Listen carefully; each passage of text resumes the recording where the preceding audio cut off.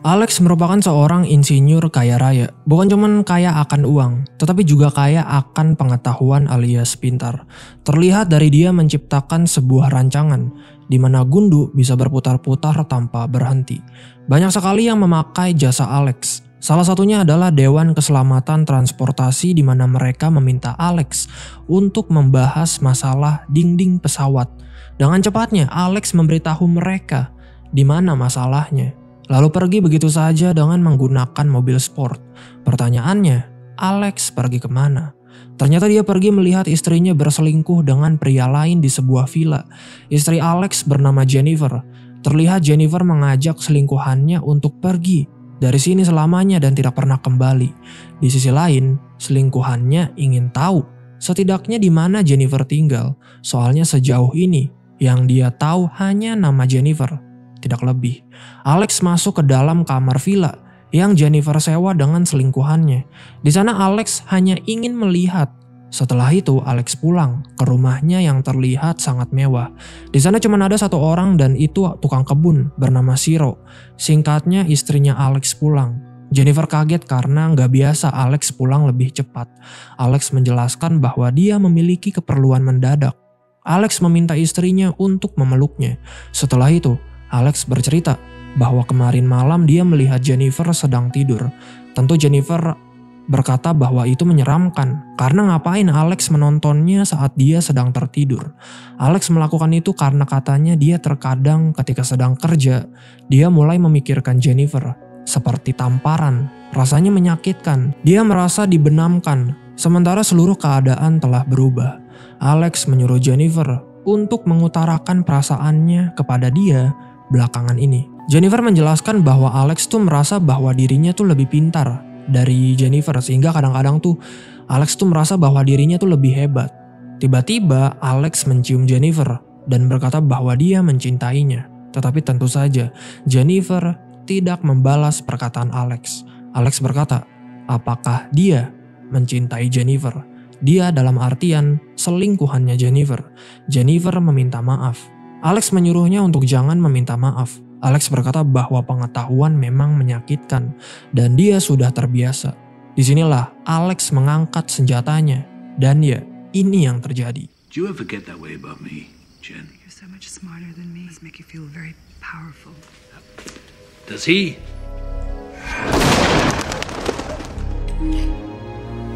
Mr. and Mrs. Crawford?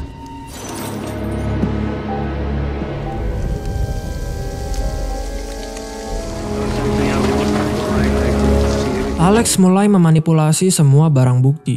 Dia mengambil selongsong peluru yang ditembakkan tadi, membakar bajunya, memindahkan jasad istrinya, dan membersihkan diri. Singkatnya polisi datang, dan orang yang bertugas menyelidiki kasus ini adalah selingkuhannya Jennifer bernama Rob. Ya, ternyata Rob merupakan seorang petugas polisi, lebih tepatnya adalah letnan. Di sini ada satu saksi mata dan dia bernama Shiro, tukang kebun. Shiro berkata bahwa di rumah hanya ada Alex dan Jennifer.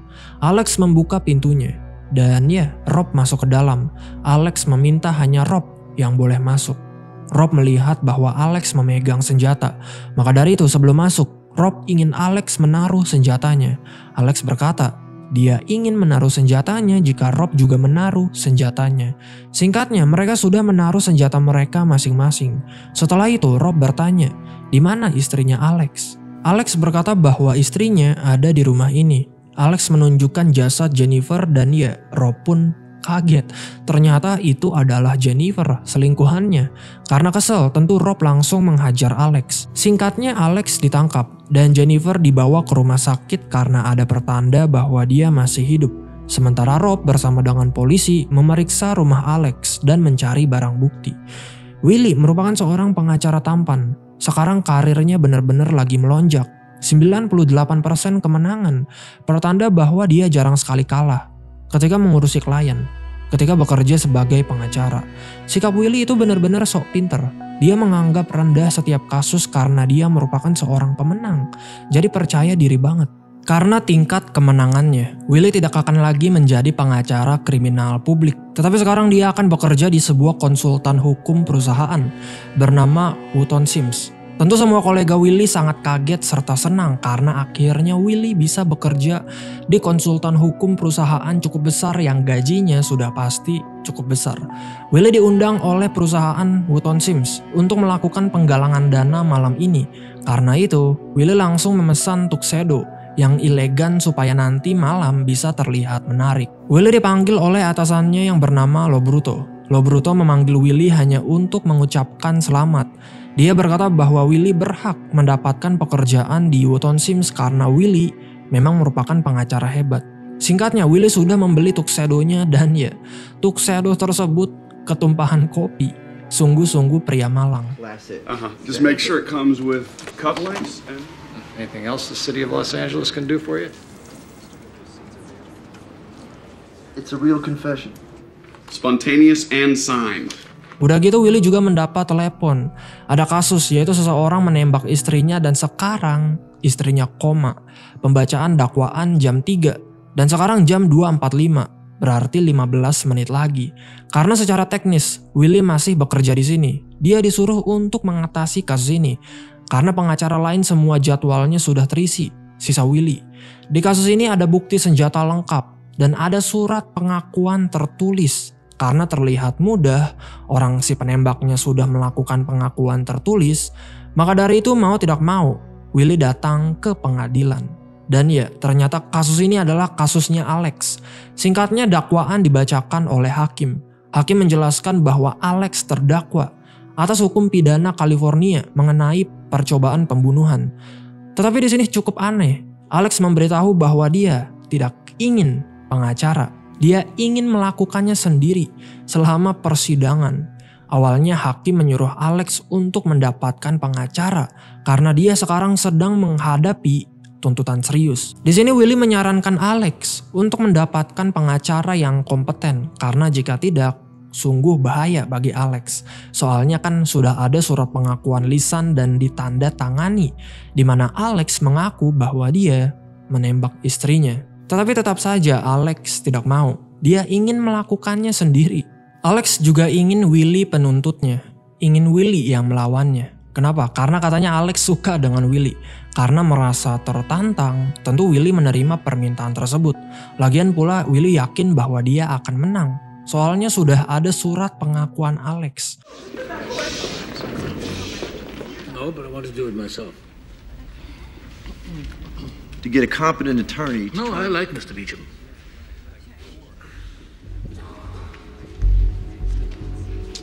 Who the hell are you?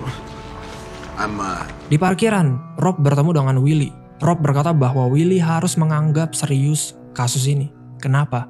Soalnya terlihat di pengadilan tadi, Willy tidak menganggap serius kasus ini. Karena tidak kenal siapa itu Rob, Willy hanya bilang iya-iya saja. Willy pergi ke acara penggalangan dana Wootton Sims. Dan di sana dia bertemu dengan seorang wanita bernama Nikki. Di sana Nikki menjelaskan bahwa dia akan menjadi atasan barunya Willy. Ternyata yang mengundang Willy untuk datang ke acara ini adalah Nikki. Terlihat dari tatapannya mereka berdua saling tertarik. Ketika sedang asik ngobrol, Willy mendapat info dan itu adalah info buruk.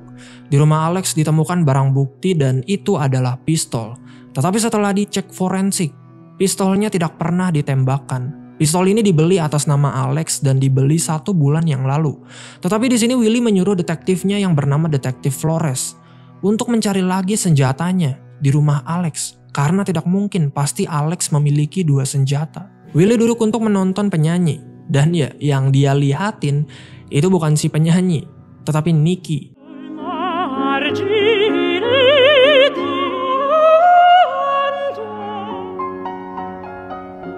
We got no other Sign of a gun so far. The gun is in this house.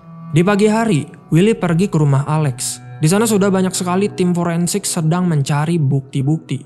Flores menunjukkan di mana tim menemukan pistolnya. Pistolnya merupakan Glock 45, tetapi ketika dicek forensik, pistol tersebut tidak pernah ditembakkan. Udah gitu, tidak ada bubuk mesiu di tangan Alex, tidak ada darah di bajunya. Flores menemukan 4 selongsong peluru, tetapi semuanya bersih, tidak ada sidik jari. Jadi 4 peluru ditembakkan, 4 peluru hilang dari lemari pistolnya. 4 selongsong peluru yang ada di lantai tidak ada sidik jarinya, dan senjata milik Alex tidak pernah ditembakkan.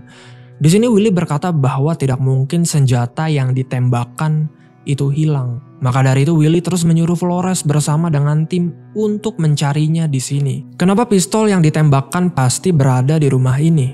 Karena semua saksi melihat rumah ini dan mereka berkata bahwa Alex tidak pernah keluar. Alex pergi ke tempat kerja barunya. Tiba-tiba datang Nicky. Nicky meminta Willy untuk menemaninya jalan ke ruang rapat. Nicky menjelaskan bahwa Selasa 2 minggu ke depan seluruh tim akan pergi ke Chicago. Ada apa di Chicago? Ada Warfield, orang dari biotech yang mencuri $300 juta dari perusahaannya sendiri. Di sini Nicky menyuruh Willy untuk fokus dan keluar dari kasus Alex. Tetapi Willy berkata, jangan khawatir. Willy mendapat dokumen, dan itu merupakan dokumen tentang kasus Alex yang berisi semua bukti yang ditemukan, saksi, kesaksian, dan lain sebagainya. Sebenarnya dokumen ini sudah Willy kirim ke Alex supaya Alex bisa mempersiapkan pembelaannya. Tetapi terlihat dokumen ini dikembalikan ke Willy, dan di setiap dokumen ditulis kata tidak. Maka dari itu Willy bertemu dengan Alex. Alex bertanya, bagaimana keadaan istrinya di rumah sakit? Willy berkata bahwa dia keadaannya semakin membaik. Di sini Alex mulai membawa-bawa kasus Warfield. Alex tahu bahwa Willy bekerja di Wootton Sims dan akan ditugaskan ke kasus Warfield, orang biotech yang mencuri $300 juta dari perusahaannya sendiri. Di sini Alex juga tahu bahwa Willy merupakan lulusan berkuliah di Universitas East Uki di bidang hukum, dan juga Alex tahu bahwa Willy mempunyai tingkat kemenangan 98% selama menjadi pengacara. Alex berkata bahwa Willy berhak mendapatkan itu. Jadi ya, Alex sudah menyelidiki seluruh hidup Willy dengan menyewa penyidik swasta. Di sini Alex akan bermain dengan Willy. Alex tahu bahwa Willy tidak mempunyai barang bukti. Kalau kita nggak bisa mengajukan bukti di pengadilan, maka hal itu dianggap tidak ada berdasarkan hukum. Tetapi karena tidak mau kalah, Willy berpura-pura bahwa dia mempunyai barang bukti baru. Di sini, Alex malah menawarkan Willy untuk menjadi pengacaranya. Alex berkata bahwa dia akan membayar Willy uang yang cukup besar jika mau menjadi pengacaranya. Tentu Willy malah menganggap bahwa Alex gila. Willy ini merupakan penuntut Alex, tetapi Alex malah menawarkan Willy untuk menjadi pengacaranya. Willy tidak mau, dan sebelum pergi, Alex mengatakan sesuatu. Saat kau memperhatikan sesuatu, kau akan menemukan kelemahan kepada segala hal, dan cepat atau lambat kelemahan itu dapat dirusak. Alex berkata bahwa dia sudah menemukan kelemahan Willy. Apa itu? Willy merupakan seorang pemenang. Mendengar hal itu, Willy hanya bisa tertawa.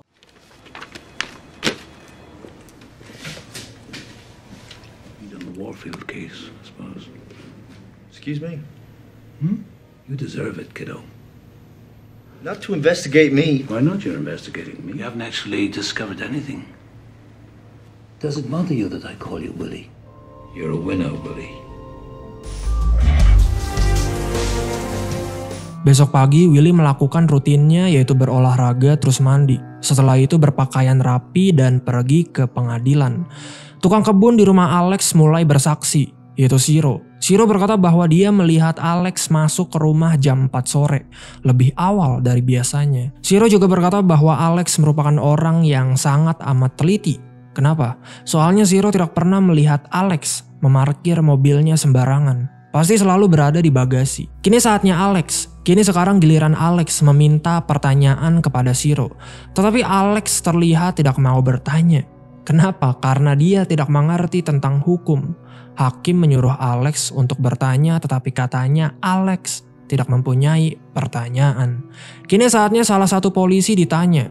Polisi berkata pada jam 5.12 sore, mereka menelpon pasukan SWAT setelah mengetahui adanya kemungkinan penyanderaan di rumah Alex. Setelah itu, polisi ini mencoba melakukan komunikasi lewat intercom di depan gerbang rumah Alex, tetapi tidak ada jawaban sama sekali. Karena itu, semua polisi mulai menjaga rumah itu dalam pengawasan.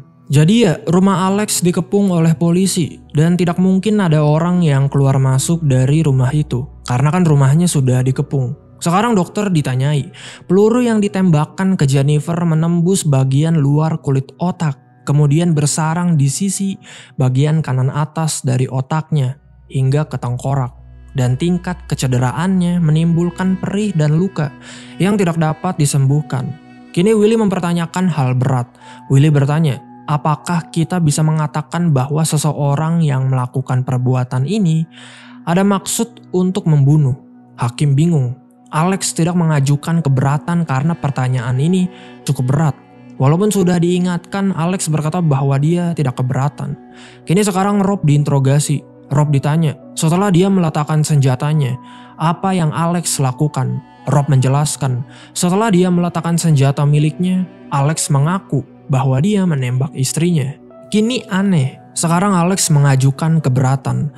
Disinilah dengan belak-belakan Alex berkata bahwa Rob telah menyetubuhi korban. Alex bertanya, bagaimana cara mengungkapkan yang lebih baik kalau petugas yang menangkap Anda memiliki hubungan intim dengan istri Anda? Mendengar semua itu, semuanya langsung kaget. Hakim, juri, saksi, Willy, semuanya. Dan disinilah keadaan mulai kacau. Rob tidak bisa mengendalikan dirinya. Dia berdiri berjalan menuju Alex, lalu mencoba untuk menyerangnya. No questions. Oh, I'm sorry, miss. No, thank you, Your Honor. Yes, I wish to object. You call it legally when the officer arrested you was having sexual intercourse with your wife.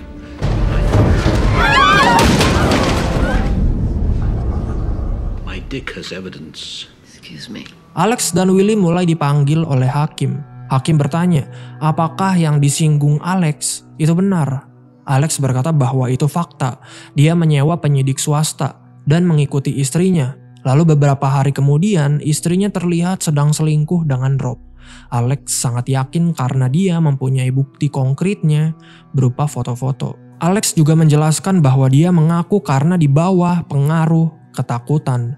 Alex berbohong semenjak kekasih gelap istrinya memukulinya, dan di ruangan itu dia bersama dengan teman-temannya dan petugas-petugas yang lain.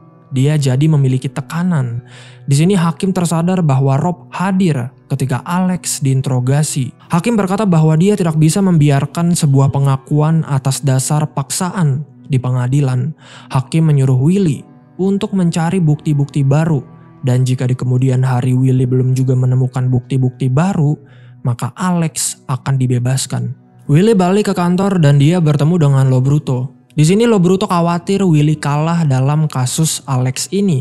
Jika kalah, kemungkinan besar Willy tidak jadi diterima kerja di Wootton Sims. Ya, Lo Bruto mengeluarkan Willy dari kasus Alex. Willy berkata, bagaimana jika dia berhasil menemukan bukti-bukti baru dan di pengadilan menang? Lo Bruto berkata bahwa itu tidak mungkin. Willy saja tidak tahu kalau saksinya, yaitu Rob, telah berbohong, telah berhubungan dengan si korban. Lo Bruto tahu penyebabnya kenapa Willy tidak tahu saksinya berbohong. Karena Willy tidak fokus. Yang dia pikirkan di kepalanya hanyalah gaji besar ketika bekerja di Wootton Sims nanti. Jadi ya, Willy dikeluarkan dari kasus Alex dan orang lain yang akan mengerjakannya. Willy bertemu dengan Nikki di acara yang diadakan oleh Wootton Sims. Willy menjelaskan ke Nikki bahwa dia dikeluarkan dari kasus Alex. Disinilah Nikki bercerita. Setelah mendengar kekalahan dari Willy, bos Wootton Sims yang bernama Bert ingin memecat Willy. Tetapi Nikki berdebat dengan Bert untuk mencegah dia memecat Willy. Sebegitu sukanya Nikki dengan Willy, sampai-sampai dia rela berdebat dengan atasannya supaya Willy tidak dipecat. Singkatnya, Willy pergi ke apartemen Nikki dan di sana dia tidur. Setelah tidur, Willy pergi. Willy pulang ke rumahnya dan dia mendapatkan paket. Dan itu dari Alex, paket berisi cangkang telur yang sudah pecah. Disinilah Willy mulai kesal. Dia tidak mau kalah karena dia tahu bahwa dia adalah pemenang. Besoknya, Willy kembali ke kantor dan dia memohon kepada Lo Bruto untuk mengembalikan kasus Alex kepadanya. Willy menjelaskan bahwa kali ini dia akan bertanggung jawab sepenuhnya. Willy juga tahu resiko yang dia ambil. Jika dia kalah, dia akan kehilangan semuanya, pekerjaan barunya dan pekerjaan lamanya. Willy berkata bahwa Alex terlihat menikmati semua ini, Menurut Willy, harus ada orang yang menghentikannya. Karena sudah capek memberitahu, Lo Bruto terpaksa memberikan kembali kasus Alex kepada Willy. Willy mendapat telepon dari detektif Flores dan Flores berkata bahwa tim tidak menemukan senjata yang ditembakkan di rumah Alex. Di sini Willy mulai marah karena itu sekali lagi dan ini yang terakhir kalinya Flores akan mengirim tim ke rumah Alex lagi untuk mencari senjatanya, senjata yang sudah ditembakkan. Dan jika tidak ada, ya maka tidak ada. Ini sekarang Willy mulai menginterogasi Rob. Rob menjelaskan karena ketahuan selingkuh, istrinya membawa anak-anaknya ke rumah ibunya. Di sini Willy mencaci maki Rob. Willy berkata bahwa Rob sangat amat bodoh. Bagaimana bisa Rob tidak tahu kalau rumah Alex sebenarnya adalah rumah selingkuhannya juga. Bahkan Rob juga tidak tahu nama selingkuhannya yang sebenarnya. Di sini Rob menjelaskan bahwa dia bertemu dengan Jennifer di Miramar 2 kali seminggu dan terjadi begitu saja. Rob dengan Jennifer mulai berpacaran tanpa mengenal satu sama lain terlebih dahulu. Rob menjelaskan bahwa apa yang dia rasakan kepada Jennifer merupakan cinta yang sesungguhnya. Jadi kesimpulannya Rob mencintai Jennifer. Rob menjelaskan bahwa hubungan ini bukan sekedar perselingkuhan, tetapi benar-benar nyata. Willy mulai mencari semua bukti. Willy pergi ke tempat di mana Rob dan Jennifer berselingkuh, yaitu sebuah villa. Willy meminta rekaman CCTV kepada pelayan di sana. Willy menjelaskan bahwa dia membutuhkan rekaman tersebut sekarang. Lalu Willy pergi ke tempat kerjanya Alex. Tiba-tiba telepon berbunyi dan itu dari Alex. Alex hanya menanyai kabar Willy. Bahkan sementara di kantornya, Alex menawarkan Willy kopi. Alex melakukan ini hanya untuk mengolok Willy. Karena merasa diolok-olok, Willy menutup teleponnya. Willy kembali ke rumah Alex dan Flores berkata bahwa semua rumah sudah digeledah dan tidak ada senjata ditemukan. Willy mulai bingung mau ngapain lagi. Sudah mencari bukti di mana-mana tetapi tidak ditemukan satupun. Willy pergi ke rumah sakit untuk menemani Jennifer yang sedang koma. Willy berharap Jennifer terbangun dari koma, lalu memberitahu bahwa dia ditembak oleh Alex. Tiba-tiba dokter datang. Willy menjelaskan masalahnya. Willy berkata bahwa dia sudah tidak memiliki saksi-saksi. Dia juga tidak memiliki bukti yang konkret. Willy menjelaskan dia datang ke sini karena berharap Jennifer bisa bangun dan menjelaskan semuanya. Dokter menjelaskan fakta yang sangat amat pahit. Walaupun Jennifer tersadar nanti, kemungkinan besar dia tidak akan ingat bagaimana caranya berbicara. Terlebih lagi, siapa yang menembaknya. Willy percaya akan kemungkinan ada orang yang sadar dan itu bukanlah hal yang mustahil. Besoknya, Willy pergi ke rumah Nikki untuk merayakan hari Thanksgiving bersama dengan keluarganya. Ternyata ayahnya Nikki merupakan seorang hakim. Terlihat semua normal-normal saja. Sampai Willy ketahuan mengambil kembali kasus Alex. Tentu Nikki marah. Dia kehilangan selera makannya dan ingin berbicara dengan Willy. Nikki marah-marah karena ternyata Willy bohong. Tetapi Willy menjelaskan bahwa dia tidak berbohong. Dia tidak pernah bilang ke Nikki bahwa dia akan melepaskan kasus Alex. Tetapi Nikki tetap marah karena Willy membahayakan posisinya. Terlihat kasus Alex tidak mungkin dimenangkan karena bukti-bukti yang konkret tidak ada. Nah, jika Willy kalah, maka sepertinya dia tidak akan bekerja di Wootton Sims. Malamnya, Willy bertemu dengan Rob. Di sini mulai ada rencana jahat. Rob ingin menanamkan barang bukti di TKP. Karena tidak ingin bermain dengan cara kotor, Willy menyuruh Rob untuk pulang. Willy mendapat kabar bahwa rekaman CCTV sudah ditemukan. Setelah dicek, terlihat Alex sempat pergi ke sana. Tetapi masalahnya, rekaman ini tidak jelas karena Alex mengenakan topi dan kacamata, lalu tidak mengarah ke CCTV. Jadi sepertinya rekaman ini tidak kuat untuk dijadikan barang bukti. Willy terus bertanya-tanya, kenapa Alex pergi ke sana? Menurut Flores, Alex pergi ke sana hanya untuk memastikan sendiri bahwa istrinya sedang berselingkuh dengan pria lain. Disinilah Willy marah-marah. Dia benar-benar sudah buntu. Apalagi jika dia kalah, karir dia akan hancur. Dia akan kehilangan pekerjaan lamanya dan pekerjaan barunya. Rob menelpon Willy. Rob berkata bahwa dia sudah menanamkan barang bukti di rumah Alex. Malam-malam, Willy pergi ke rumah sakit lagi. Dia benar-benar berharap Jennifer terbangun. Besoknya, Willy mulai bersiap-siap untuk kembali ke pengadilan. Dia memanggil asistennya yang bernama Angel. Di sini, Willy meminta bantuan Angel. Willy ingin Angel menunggu di depan ruang persidangan nanti. Karena Willy berkata bahwa dia mungkin akan menelpon Angel. Setelah Willy menelpon Angel, dia hanya ingin Angel menutup teleponnya lalu masuk ke dalam ruang persidangan dan bisiki dirinya bahwa pistol telah ditemukan. Ya, di sini Willy ingin bermain kotor karena jalannya sudah buntu dan gak tahu ingin kemana lagi. Angel mau dan ya persidangan pun dimulai. Terlihat sekarang Alex mulai aktif. Dia mulai mengerti tentang hukum. Alex berdiri dan mengajukan mosi. Mosinya berisi bahwa Alex ingin segera mengajukan pembebasan. Atas dasar apa? Alex menjelaskan bahwa jelas-jelas Willy belum juga menemukan barang bukti yang membuktikan bahwa dia pelakunya. Dan juga seluruh pengakuan dari saksi-saksi Willy, kenyataannya sama saja. Istri Alex ditembak dan Alex pada saat yang bersamaan mendapat kekerasan di dalam rumahnya sendiri.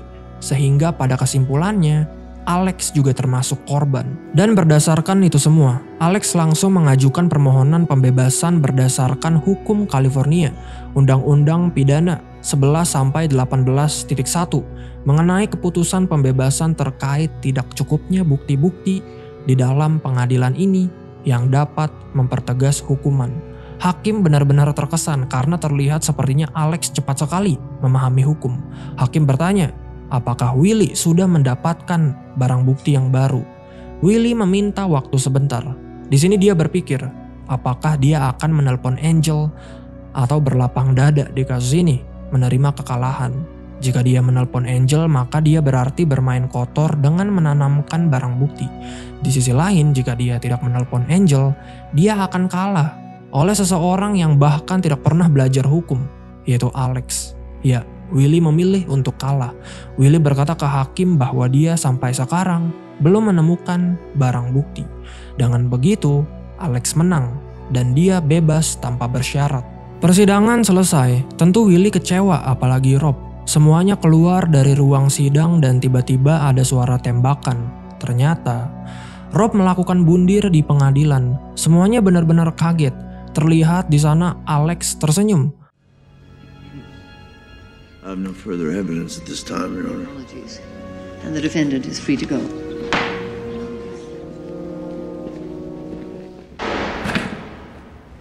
What was that? Willie?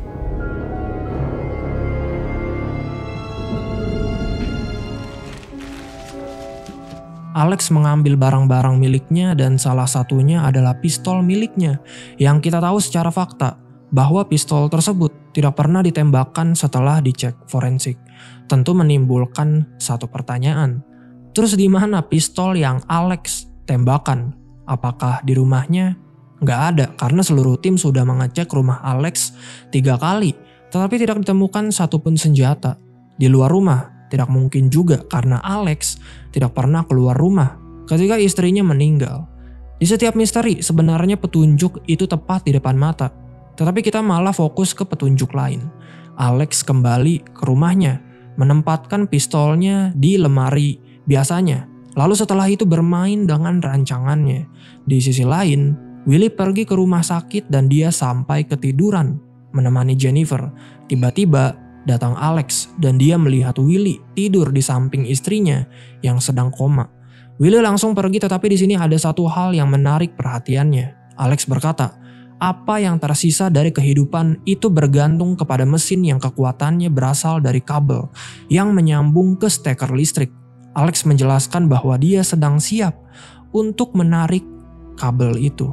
Di sini Willy tersadar bahwa Alex mencoba untuk membunuh istrinya dengan menarik kabel istrinya.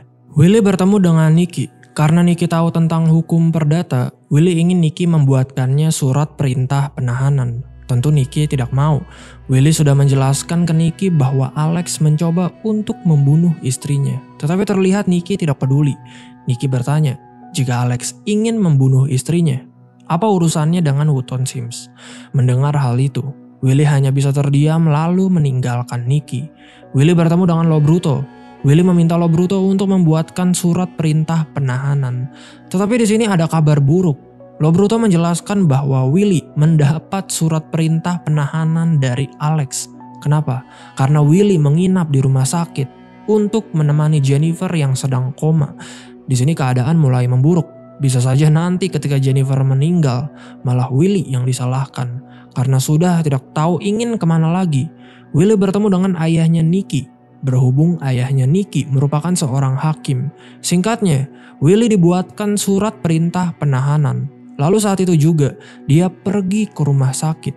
Dan ya sampai sana Jennifer sudah meninggal dan Willy malah ditahan oleh polisi. Turn off the ventilator.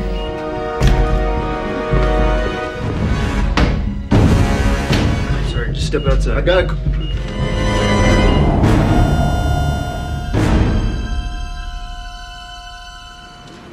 Thank you. I'll let a man get away with murder. Besoknya Willy terlihat sedang membereskan rumahnya. Sekarang dia tidak memiliki karir alias pengangguran. Tiba-tiba datang Lo Bruto. Dia membantu Willy. Lalu setelah itu menawarkannya untuk bekerja lagi di kantor kejaksaan. Tetapi Willy menolak. Dia telah membebaskan seorang pembunuh. Jadi sepertinya dia tidak layak lagi untuk bekerja di pengadilan. Willy kembali ke kantor untuk mengambil barang-barangnya.